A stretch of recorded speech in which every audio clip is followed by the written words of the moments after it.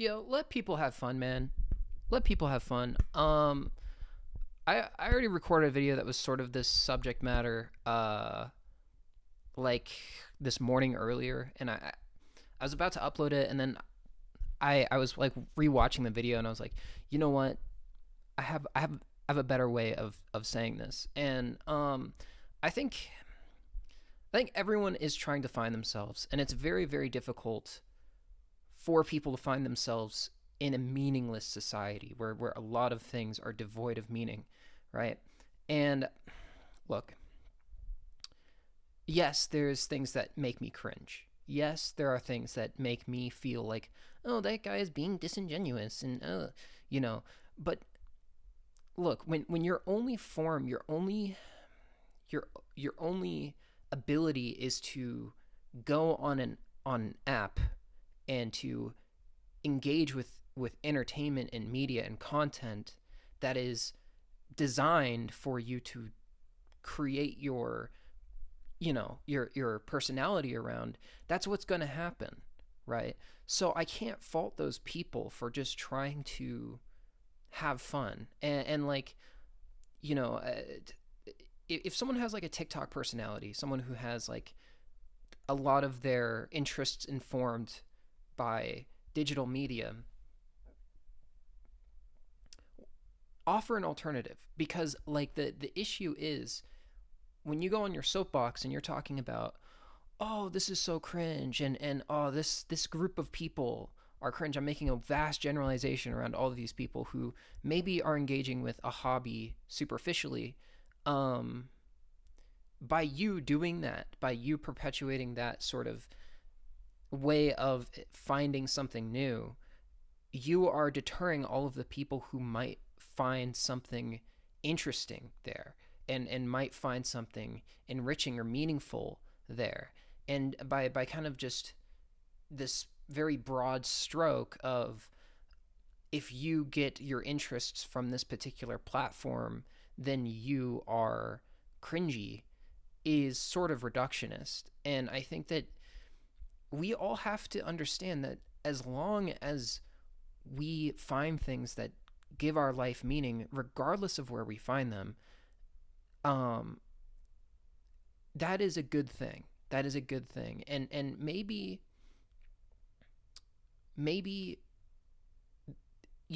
people who are younger have a hard time at deciphering what they want, so things kind of shed off. And that's a normal process of finding yourself, right? It's a very normal process of trying things out and seeing, does this resonate with me? Oh, no, it doesn't really resonate with me. This is more of a lifestyle than just sort of an accessory to my personality.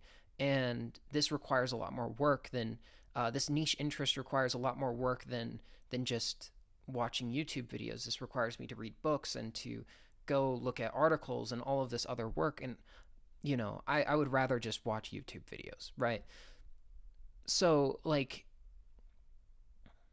that being said, allow people to experiment, allow people to figure out what they want to do in a safe environment. Because, you know, as much as I think people who have TikTok personalities are cringe personally, I understand what is going on. They're going through a developmental stage of experimentation. That's usually what your teens and early 20s are, is just trying to figure things out, trying to see what works and what doesn't work for you. And look, eventually people fall into who they are. And maybe it takes some work, but you gotta allow people to have fun experimenting. You gotta allow people to have fun finding new things and enjoying the world that they exist within, regardless where they find it from. Because if it's not TikTok, it's going to be a magazine. It would have been a magazine. If it wasn't a magazine, it would have been their friend, or going to the mall and seeing a shirt that they like. If someone is wearing a Thrasher shirt and they don't skate, all that's doing is making it more accessible for people to think about skating. Like like if I saw a Thrasher shirt in public and I was like, hey, What brand is that? Oh, it's a skate brand. Oh, let me Google that. Oh, look at this. They're promoting all these cool skaters. That's just good publicity for skaters, right? Oh, that person's wearing a Nirvana shirt and they've never listened to a Nirvana song before. What if someone saw a Nirvana shirt? And maybe this hasn't happened, but maybe it has. I don't know. I'm just speculating. But speculatively speaking, let's say someone sees a Nirvana shirt and is like, oh, that's a really cool shirt. I wonder where it's from. Then they Google, because we have a glass box with Google on it everywhere we go. So you could say, okay, Nirvana. And then next thing you know, you're listening to a heart shaped box. What the hell? That's awesome, right? Like, what's amazing to me is we have so much access to so much, and it's giving us the opportunity to experiment and find new things that we wouldn't have been able to find 20 years ago, 15 years ago, right? Even 10 years ago. And that's a beautiful, great thing. And we need to be very, very careful with what we choose to point at and say, this is whatever, because what is coming is a massive misinformation campaign, a massive misinformation psyop to try and disseminate false information, false interests generated by computers and AI that are not perpetuated by niche micro communities anymore or subcultures anymore, but they are going to start inventing new fake cultures in order to sell products to you. And because capitalism sees how well subcultures create microeconomies, and they want to create a bunch of microeconomies that are completely fake to sell commodities. And this is really bad because this is removing the original purpose of what a subculture was, which was a subculture was an identity or a set of identities that allowed you to express yourself. And now it's being twisted around to this is a specific aesthetic context that we can sell products to you through. And that's not okay. Okay. And we need to acknowledge that, because if we can tell people, hey, this is the punk subculture, and this is the emo subculture, and this is the grunge subculture, right? And you have these subcultures that have particular identities and particular not just identities, but what's the word I'm looking for? Sort of dispositions, sort of emotional dispositions of the world, right? Skinhead Nazis are going to have a very different disposition on the world, a very bad disposition on the world that is fueled by an ethnocentric ideology, but nonetheless, right? Like, they're going to have a very different disposition on the world than an emo or a or a punk, right? These are all different, or an anarchist, right? Like, these are all different subcultures that had a idea of who they were. And I think in 2020, a lot of people were exposed to a bunch of subcultures that they hadn't ever been exposed to. The hardcore rave scene is a great example of this.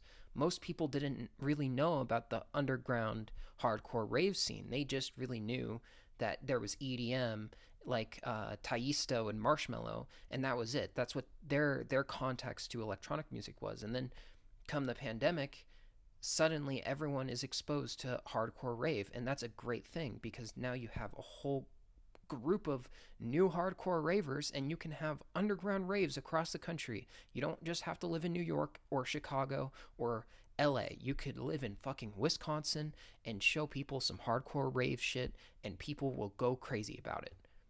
And that is a great, great thing, because those communities in New York and LA and Seattle are oversaturated and very, very difficult to interact with because of gatekeeping. And that's really what my problem is by preventing people from experimenting, from not allowing people to have fun with trying things out, you are gatekeeping. And that is not a great thing. There are things that we should gatekeep. There is information, trust me, there is information that, if given to the wrong group of people, could inspire dangerous actions, okay? But besides that, you shouldn't gatekeep communities. If there is someone who's an ex-Nazi and they go to a hardcore rave and they see gay and trans people and people of color and all these different groups interacting and loving each other, suddenly that destroys their perception, their disposition on the world. Now you have someone who is not a Nazi anymore, but a member of a community who loves, who shares love and perpetuates sharing.